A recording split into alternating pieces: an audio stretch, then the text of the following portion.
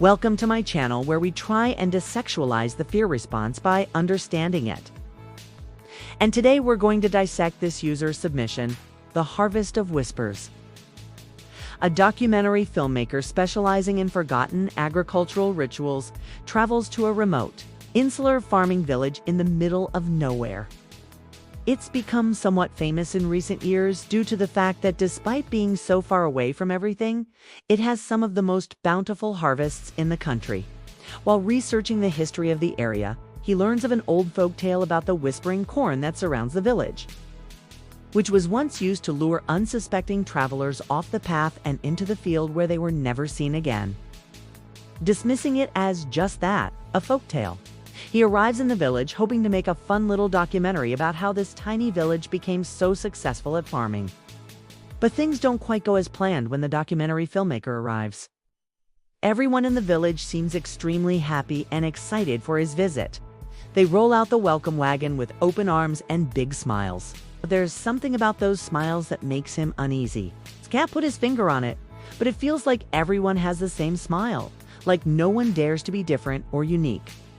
They're all basically clones. He gets the sense that he's being watched as he walks around, and he looks up to see dozens of eyes staring at him from the tops of nearby silos. And then they all turn and look back down at their feet, continuing their work like nothing happened. He's invited to the local pub, a place that locals claim was built in the exact center of the village so that no one would have to walk more than a mile to get a drink. There, he meets a mysterious woman who tells him stories about the old ways of the land, including the legend of the whispering corn, which apparently has its roots in a very real tragedy that occurred in the 1800s. According to her, the farmers of this village made a deal with something ancient and evil in the whispering cornfield.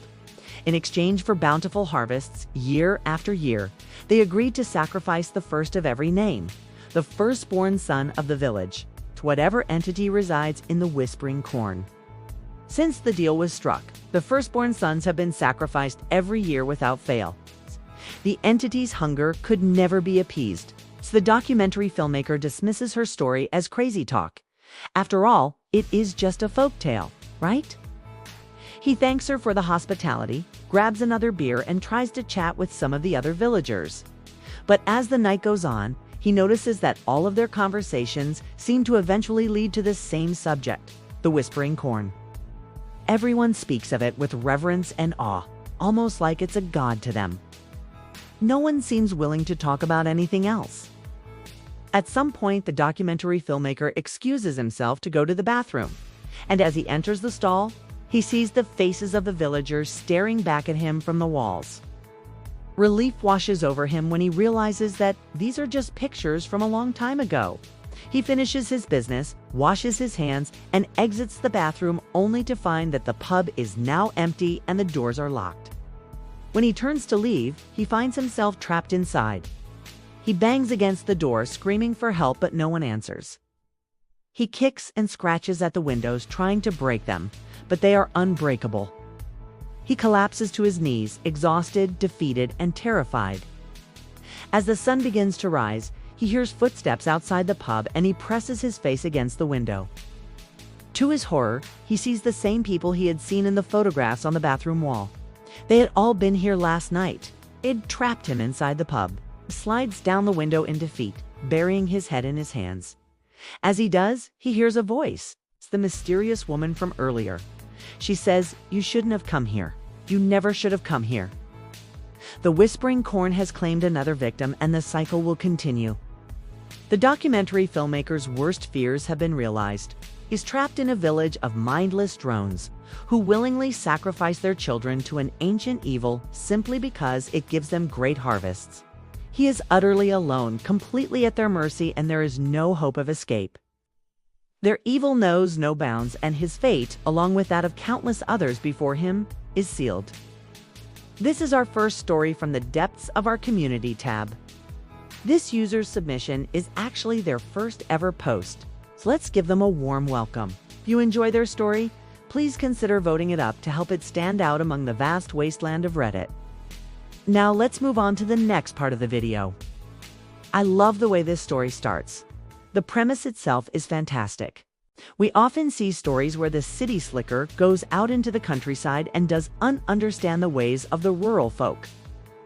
Or the reverse happens where the simpleton from the country goes into the city and causes chaos. Was really good.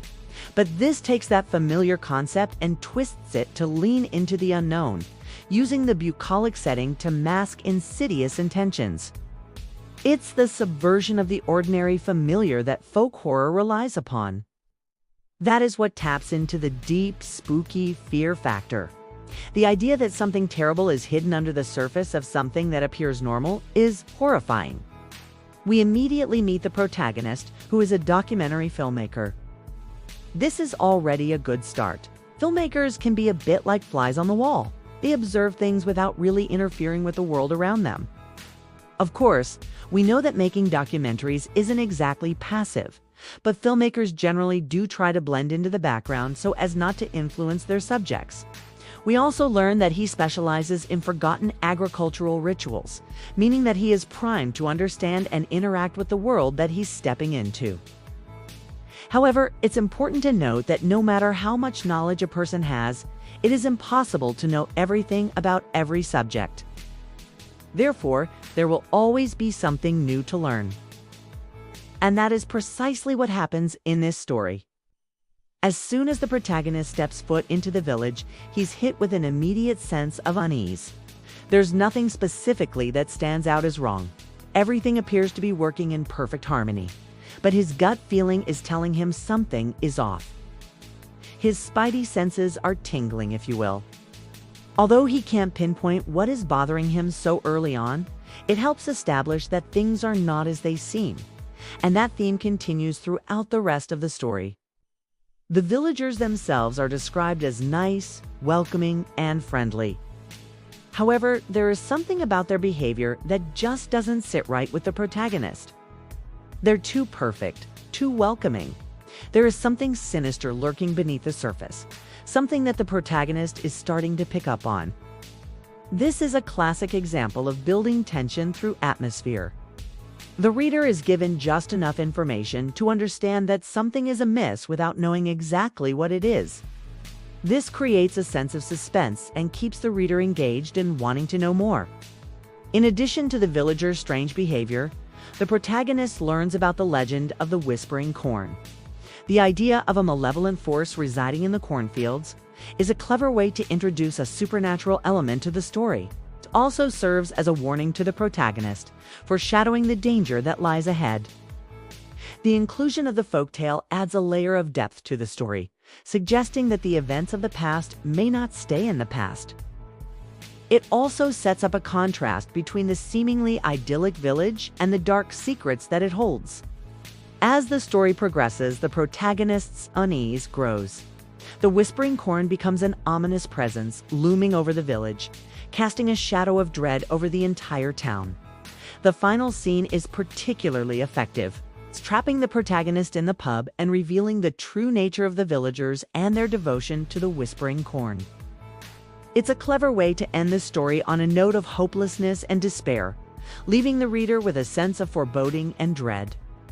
It is also important to note the use of sensory details in the story.